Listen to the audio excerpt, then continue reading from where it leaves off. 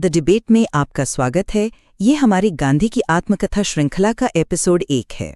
आज हम मोहनदास करमचंद गांधी के शुरुआती सालों पर नजर डालेंगे, जैसा उन्होंने अपनी आत्मकथा सत्य के प्रयोग में बताया है। हम उन घटनाओं को समझने की कोशिश करेंगे जिन्होंने उस इंसान की नींव रखी जो खैर आगे चलकर महात्मा कहलाया। और आज की हमारी चर्चा का बड़ा सवाल यही है, क्या गांधी के शुरुआती साल एक ऐसे इंसान की कहानी है जिसका नैतिक ताना बाना मतलब जो मॉरल फैब्रिक था वो बचपन से ही मजबूत था, जो कभी कभार भटकता लेकिन उसकी अंदरूनी अच्छाई उसे हमेशा सही रास्ते पर वापस ले आई? या फिर क्या ये साल एक ऐसे नौजवान को दिखाते हैं जो बहुत आसानी से दूसरों की बातों में आ जाता था, जो अपनी पहचान के लिए संघर्ष कर रहा था और जिसका चरित्र बाहरी दबाव, शर्म और अपनी ही नाकामियों की आग में तपकर बना था? मेरा मानना है कि गांधी का मूल चरित्र हमेशा से ही मजबूत था, जिसकी नींव सत्य और कर्तव्य की एक गहरी भावना पर रखी गई थी। उनके भटकाव महज प्रयोग थे और हर बार उनकी अंदरूनी नैतिक शक्ति ने ही उन्हें वापस खींचा। और मेरा नजरिया इससे थोड़ा अलग है। मैं मानता हूं कि गांधी अपनी जवानी में कमजोर थे, असुरक्षित थे और बाहरी असर के प्रति कह सकते हैं बेहद संवेदनशील थे। उनका चरित्र जितना उनकी अपनी इच्छा शक्ति ने बनाया, उतना ही किस्मत, हालात और दर्दनाक तजुर्बों ने भी गढ़ा। अगर हम शुरू से देखें तो गांधी की आत्मकथा बचपन से ही एक मजबूत नैतिक नींव दिखाती है। वो लिखते हैं कि वो बहुत शर्मीले और सच्चे थे। हाई स्कूल की वो घटना याद कीजिए जब टीचर के कहने के बावजूद उन्होंने कैटल शब्द की स्पेलिंग नकल नहीं की। ये उनकी शुरुआती ईमानदारी को दिखाता है ना? श्रवण और हरिश्चंद्र की कहानियों ने उन पर इतनी गहरी छाप छोड़ी कि माँ बाप की सेवा और सच के लिए सब कुछ कुर्बान करने का आदर्श उनके मन में बस गया। ये उनके चरित्र के मजबूत खंभे थे। हाँ, मैं मानती हूँ उन्होंने गलतियां की, पर वो हमेशा इन्हीं सिद्धांतों पर लौट कर आए जो उनकी अंदरूनी मजबूती का सबूत है। दिखता हूँ जिस शर्मीलेपन की आप बात कर रहे हैं उसे वो खुद अपनी किताब में भीरुता या कायरता भी कहते हैं। इसी डर की वजह से वो चोर, भूत और सांपों से डरते थे। क्या एक मजबूत चरित्र वाला इंसान खुद को ताकतवर महसूस कराने के लिए अपने से ज्यादा दबंग दोस्त की नकल करेगा और अपनी पत्नी कस्तूरबाई के लिए उनका वो शक्की और हुक्म चलाने वाला रवैया? ये एक असुरक्षित नौजवान की निशानी है, न कि एक नैतिक रूप से स्थिर इंसान की। मेरे लिए तो उनके शुरुआती साल एक ऐसे लड़के की तस्वीर बनाते हैं जो दूसरों से बहुत जल्दी प्रभावित हो जाता था और अपनी पहचान बनाने के लिए जूझ रहा था। चलिए उनकी मांस खाने के प्रयोग की बात करते हैं। वो एक सुधार का, कह सकती हूँ, भटका हुआ प्रयास था। उन्हें ये गलतफहमी हो गई थी कि मांस खाने से ही भारतीय अंग्रेजों की तरह ताकतवर बन पाएंगे।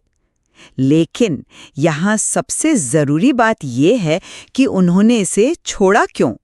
इसलिए छोड़ा क्योंकि उन्हें अपने माँ बाप से झूठ बोलने का बोझ खाए जा रहा था। ये उनके सच बोलने वाले मूल स्वभाव को दिखाता है। आखिर में सच के प्रति उनकी लगन दोस्तों के दबाव और शारीरिक ताकत की चाहत पर भारी पड़ गई। लेकिन क्या ये इतनी सीधी सीधी सी बात थी? वो करीब 1 साल तक इस सब में लगे रहे। वो खुद लिखते हैं कि उन्हें मांस के अलग अलग पकवानों में मजा भी आने लगा था। उन्हें इस काम की नैतिकता ने नहीं, बल्कि झूठ बोलने की लगातार बेचैनी और शायद पकड़े जाने के डर ने रोका। उन्होंने लिखा है, यह ज्ञान मेरे हृदय को खाए जा रहा था। अगर वो नैतिक रूप से इतने मजबूत थे तो उन्हें ये काम शुरू ही नहीं करना चाहिए था। और सबसे चौंकाने वाली बात यह है कि उन्होंने उस दोस्त की संगत नहीं छोड़ी, वही दोस्त जो बाद में उन्हें एक वेश्यालय तक ले गया। आप इसे क्या कहेंगे? ये तो एक गहरी कमजोरी और बुरी संगत के आगे झुक जाने का साफ सबूत है। मैं मानती हूँ कि उस दोस्त की संगत छोड़ना पाना उनकी एक कमी थी, लेकिन क्या एक 15-16 साल के लड़के से हम इतनी समझदारी की उम्मीद कर सकते हैं? मेरा मुद्दा यह है कि जब भी चुनाव करने का मौका आया, उन्होंने हमेशा सच को चुना, भले ही उसमें कितनी ही शर्मिंदगी क्यों ना उठानी पड़ी हो। झूठ का बोझ उनसे सहा नहीं गया। देखिए, एक सच्चा झूठा तो बड़े आराम से झूठ बोलता है, उसे कोई बोझ महसूस नहीं होता। पर वो बोझ भी तो बाहरी था, है ना? माँ बाप का डर, समाज का डर, और इसी संगत का असर सिर्फ मांस खाने तक नहीं रुका। इसी ने उन्हें और भी गंभीर गलतियों की तरफ धकेला, जैसे कि चोरी, जो एक बिल्कुल अलग स्तर का नैतिक संकट था। आप चोरी और प्रायश्चित की घटना की बात कर रहे हैं, और यहाँ फिर से मेरा तर्क वही है, गुनाह उतना जरूरी नहीं है जितना उसके बाद की गई कार्रवाई। सोचिए, एक 15 साल का लड़का अपने बीमार पिता के सामने लिखकर अपना गुनाह कबूल कर रहा है। इसके लिए असाधारण हिम्मत और नैतिक साफगोई चाहिए। उनके पिता ने जब वो चिट्ठी पढ़ी तो उनकी आंखों से आंसू बहने लगे। उन आंसुओं ने गांधी को अहिंसा का सबसे बड़ा पाठ पढ़ाया।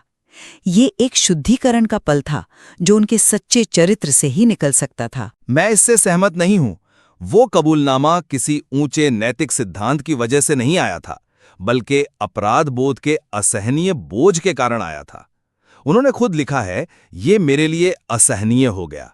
ये कोई अचानक जागा हुआ विवेक नहीं था, बल्कि एक ऐसी मानसिक पीड़ा से छुटकारा पाने की बेताब कोशिश थी जिसे वो और झेल नहीं पा रहे थे। और ये पहली चोरी तो थी नहीं। इससे पहले वो सिगरेट पीने के लिए नौकरों की जेब से पैसे चुरा चुके थे। यहां तक कि इस ग्लानि से तंग आकर आत्महत्या करने के बारे में भी सोच चुके थे। ये एक परेशान और हताश नौजवान का पैटर्न दिखाता है, नैतिक शक्ति का नहीं। लेकिन उस पैटर्न का अंत भी तो यही हुआ। यही तो फर्क है। एक परेशान नौजवान शायद आत्महत्या कर लेता या चोरी जारी रखता, लेकिन गांधी ने कबूलनामे का रास्ता चुना। उन्होंने अपनी पीड़ा को एक नैतिक शक्ति में बदल दिया। ये उनके चरित्र का वो मोड़ था जहां उन्होंने अपनी कमजोरी पर विजय पाई। ये साबित करता है कि उनके अंदर वो शक्ति पहले से मौजूद थी, बस उसे सही दिशा की जरूरत थी। या शायद वो बस किस्मत वाले थे कि उनके पिता ने गुस्से से मारने के बजाय प्यार से प्रतिक्रिया दी। अगर उनके पिता उन्हें डांटते या पीटते तो क्या होता? शायद वो और विद्रोही हो जाते। उनका चरित्र उनके पिता के आंसुओं से गढ़ा गया, जो एक बाहरी घटना थी, ना कि सिर्फ उनकी अपनी अंदरूनी शक्ति से। वो हालात के हाथ में थे। हालात का असर तो सब पर पड़ता है, लेकिन उन हालात पर आप कैसी प्रतिक्रिया देते हैं वही आपका चरित्र तय करता है। और ये हमें उनके जीवन के शायद सबसे दर्दनाक पल पर ले आता है, उनके पिता की मृत्यु। जिस रात उनके पिता ने आखिरी सांस ली, वो अपनी पत्नी के साथ थे। इस बात का जो गहरा शर्म और अपराध बोध उन्होंने महसूस किया, वो उनके कर्तव्य की गहरी भावना का सबूत है। एक कम नैतिक इंसान इस घटना को भुला देता या कोई बहाना बना लेता, लेकिन गांधी के लिए ये जिंदगी भर का दाग बन गया। ये दिखाता है कि उन्होंने अपने लिए कितने ऊंचे मानक तय कर रखे थे। मैं ऐसे बिल्कुल उल्टे नजरिए से देखता हूं। ये घटना तो इस बात का सबसे बड़ा सबूत है कि उस वक्त उनका चरित्र कितना अविश्वसनीय और कमजोर था। सबसे जरूरी घड़ी में जब उन्हें अपने पिता के पास होना चाहिए था, उनकी शारीरिक इच्छा उनके सबसे बड़े फर्ज पर हावी हो गई। ये कोई मामूली चूक नहीं थी, ये उनके अपने आदर्श श्रवण कुमार के साथ एक धोखा था। जिस शर्म की आप बात कर रही हैं, वो उनके चरित्र की मजबूती को नहीं, बल्कि उनकी नाकामी की गहराई को दिखाती है। वो एक भयानक नैतिक नाकामी थी जिससे उन्होंने बाद में सीखा जरूर, लेकिन उस पल में तो वो नाकाम ही हुए थे। लेकिन उस नाकामी को उन्होंने अपनी आत्मकथा में इतनी ईमानदारी से स्वीकार किया। क्या ये अपने आप में एक बड़ी नैतिक जीत नहीं है? उन्होंने अपनी कमजोरी को छुपाया नहीं, बल्कि उसे सत्य के प्रयोग का एक अहम हिस्सा बनाया। सत्य के प्रति उनकी यही अटूट लगन उनके चरित्र की असली पहचान है। वो अपनी गलतियों से सीखते थे, क्योंकि उनका मूल स्वभाव सीखने और सुधरने वाला था। सीखना और सुधारना तो पड़ता ही है जब आप इतनी बड़ी गलती करते हैं। ये कोई विकल्प नहीं होता, ये जरूरत बन जाती है। महानता पहले से मौजूद नहीं थी, वो इस नाकामी की राख से गढ़ी गई थी। और यही पैटर्न हमें उनके इंग्लैंड के अनुभव में भी दिखता है। इंग्लैंड के अनुभव पर बात करते हैं। वहां पहुंचकर उन्होंने अंग्रेज जेंटलमैन बनने के दिखावे वाले आकर्षण को जल्दी ही पहचान लिया और खुद को एक गंभीर छात्र में बदल दिया। उन्होंने डांसिंग, वायलिन और भाषण कला की क्लासें छोड़ दी, क्योंकि उन्हें एहसास हो गया कि असली शराफत चरित्र में होती है, कपड़ों या तौर तरीकों में नहीं। उन्होंने पाई पाई का हिसाब रखना शुरू कर दिया और सादा जीवन अपना लिया। ये उनके चरित्र की गंभीरता और खुद को सुधारने की क्षमता को दिखाता है। उन्होंने जल्दी कुछ नहीं पहचाना। वो पहले पूरी तरह से दिखावे के जाल में फंस चुके थे। बॉन्ड स्ट्रीट से महंगे सूट सिलवाना, एक ऊंची हैट पहनना, सोने की चेन खरीदना, इसमें उन्होंने काफी वक्त और पैसा बर्बाद किया। उनकी जीवन शैली में जो बदलाव आया वो किसी ज्ञानोदय की वजह से नहीं, बल्कि काफी हद तक पैसों की तंगी और अपने भाई के त्याग को लेकर पैदा हुए अपराध बोध से आया था। उन्होंने खुद लिखा कि जब उन्हें अपने भाई की भेजी हुई रकम मिलती तो उन्हें बहुत दुख होता था। वो बाहरी हालात पर प्रतिक्रिया दे रहे थे, न कि सिर्फ किसी अंदरूनी नैतिक शक्ति का प्रदर्शन कर रहे थे। फिर वही बात, हजारों छात्र उस समय लंदन में पढ़ रहे थे, कई पैसों की तंगी भी झेल रहे थे। कितने लोगों ने अपनी जिंदगी को इस तरह पूरी तरह से बदल दिया। दबाव एक उत्प्रेरक हो सकता है, लेकिन प्रतिक्रिया तो इंसान के अपने चरित्र से ही निकलती है। उनका पाई का हिसाब रखना और अपने खर्चों को आधा कर देना एक अनुशासित मन की निशानी है जो उनमें हमेशा से था। और उनकी शाकाहार की प्रतिज्ञा के बारे में क्या कहेंगे? लंदन में वो किसी गहरी दार्शनिक समझ की वजह से शाकाहारी नहीं रहे। वो इसलिए टिके रहे क्योंकि उन्होंने अपनी मां को वचन दिया था। एक बार फिर एक बाहरी बंधन, न कि उस समय की कोई अंदरूनी मजबूती। वो कन्विक्शन तो उन्हें बाद में मिला, जब उन्होंने शाकाहार पर किताबें पढ़ीं और वैसे लोगों से मिले। उनका चरित्र वहां बन रहा था, उसका सिर्फ प्रदर्शन नहीं हो रहा था। तो कुल मिलाकर गांधी की शुरुआती जीवन की ये घटनाएं दिखाती हैं कि वो भटके जरूर, लेकिन हर बार उनका अंदरूनी नैतिक बल यानी सत्य और कर्तव्य के प्रति उनकी लगन जीत गया। ये असफलताएं नहीं थीं, बल्कि उनके चरित्र की उस मजबूती के शुरुआती सबूत थे जिसने भविष्य के महात्मा की नींव रखी। और मैं कहूंगा कि ये घटनाएं मामूली भटकाव नहीं थीं, ये चरित्र की गंभीर कमियों को उजागर करती हैं। गांधी भाग्यशाली थे कि उन्हें सही समय पर शर्म और अपराध बोध ने झकझोर दिया।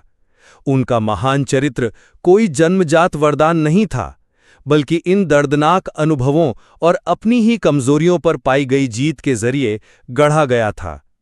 तो आखिर में सवाल यह नहीं है कि गांधी ने गलतियां की या नहीं, सवाल यह है कि क्या महात्मा जन्म से ही महान थे, या उन्हें शर्म, अपराध बोध और अपनी ही कमजोरियों पर मिली दर्दनाक जीत की आग में गढ़ा गया था। आत्मकथा इस बात का सबूत है कि महानता कमाई जाती है, विरासत में नहीं मिलती। ये साफ है कि ये शुरुआती साल गांधी के लिए बेहद अहम थे। चाहे वो एक पहले से मौजूद शक्ति का इम्तिहान दे रही हों या एक नई शक्ति गढ़ रही हों, इन अनुभवों ने ही उस इंसान को आकार दिया जिसे दुनिया ने जाना। बिल्कुल। और अब ये सुनने वालों पर है कि वे उनकी आत्मकथा में दिए गए सबूतों को कैसे देखते हैं और अपना क्या निष्कर्ष निकालते हैं। एपिसोड 1 देखने के लिए धन्यवाद। जब एपिसोड 2 अपलोड हो तो तुरंत सूचना पाने के लिए कृपया हमारे चैनल को सब्सक्राइब करें। देखते रहिए, एपिसोड 2 बहुत जल्द